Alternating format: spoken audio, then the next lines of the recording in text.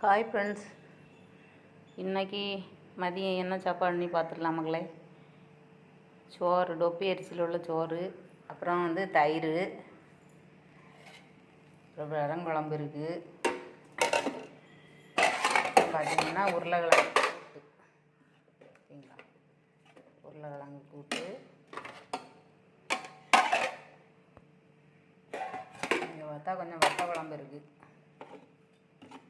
வத்த குழம்பு இவ்வளோ தான் இருக்குது. சுண்டக்காய் போட்ட வச்ச வத்த குழம்பு முட்டை, சாதம் அங்கே இருக்குது. அப்புறம் என் பையன் உருளைக்கிழங்கு கூட்டு சாப்பிட மாட்டான். அதனால் அவனுக்கு உருளைக்கிழங்கு ஃப்ரை பண்ணி வச்சுருக்கேன் பாருங்க. எவ்வளோ அவனுக்கு. இன்றைக்கி நான் தயிர் போட்டு தான் மக்களை சாப்பிட போகிறேன்.